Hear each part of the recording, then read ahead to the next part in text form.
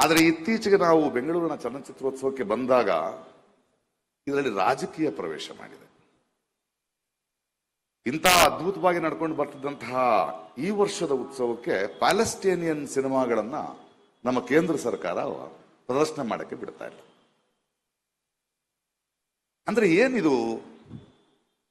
ಇದರ ಪ್ರತಿರೋಧ ನಾವು ಹೇಗೆ ಮಾಡಬೇಕು? ಒಂದು ಸರ್ಕಾರವಾಗಿ, ಮುಖ್ಯಮಂತ್ರಿಗಳಾಗಿ ನೀವು ಒಂದು ದೊಡ್ಡ ನಿಲುವನ್ನು ತಗೊಳ್ಬೇಕು ಅಂತ ಒಬ್ಬ ರಾಯಭಾರಿಯಾಗಿ ನಿಮ್ಮನ್ನು ಕೇಳ್ಕೊಳ್ತಾ ಇದ್ದೇನೆ. ಯಾಕೆಂದ್ರೆ ನಮ್ಮ ನಾಡಿನ, ನಮ್ಮ ಮಣ್ಣಿನ, ಕಣ್ಣೀರಿನ ಸಂತಸದ ಕಥೆಗಳಾದ ಹೃದಯದ ಹಣಿತೆ ಅನ್ನೋ ಒಂದು ಪುಸ್ತಕ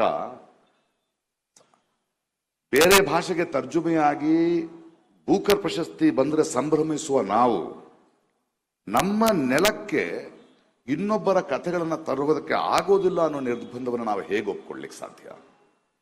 ಇದನ್ನ ಮೊನ್ನೆ ಕೇರಳದ ಫೆಸ್ಟಿವಲ್ನಲ್ಲೂ ಮಾಡಿದ್ರು.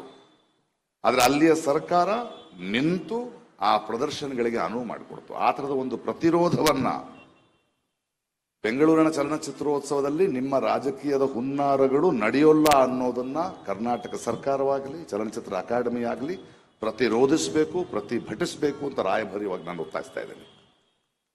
ಅಂತಾರಾಷ್ಟ್ರೀಯ ಚಿತ್ರೋತ್ಸವ ಆಗ್ಬೋದು, ಒಂದು ಸಾಹಿತ್ಯ ಉತ್ಸವ ಆಗಬಹುದು, ಇಲ್ಲಿ ಬೇರೆ ಬೇರೆ ವಿಚಾರಗಳು, ಅನುಭವಗಳು ಹಂಚಿಕೊಳ್ಳೋದಕ್ಕೆ, ಒಂದು ಮಾನವೀಯ ಬಾಂಧವ್ಯ ಬೆಳೆಯೋದಕ್ಕೆ ಕಾರಣ ಆಗ್ತಾ ಹೋಗುತ್ತೆ. ಆದರೆ ಇತ್ತೀಚೆಗೆ ನಾವು ಬೆಂಗಳೂರಿನ ಚಲನಚಿತ್ರೋತ್ಸವಕ್ಕೆ ಬಂದಾಗ ಇದರಲ್ಲಿ ರಾಜಕೀಯ ಪ್ರವೇಶ ಮಾಡಿದೆ.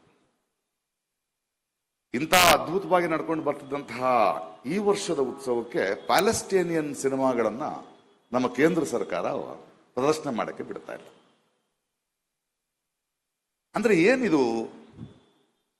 ಇದರ ಪ್ರತಿರೋಧ ನಾವು ಹೇಗೆ ಮಾಡಬೇಕು? ಒಂದು ಸರ್ಕಾರವಾಗಿ, ಮುಖ್ಯಮಂತ್ರಿಗಳಾಗಿ ನೀವು ಒಂದು ದೊಡ್ಡ ನಿಲುವನ್ನು ತಗೊಳ್ಬೇಕು ಅಂತ ಒಬ್ಬ ರಾಯಭಾರಿಯಾಗಿ ನಿಮ್ಮನ್ನು ಕೇಳ್ಕೊಳ್ತಾ ಇದ್ದೇನೆ.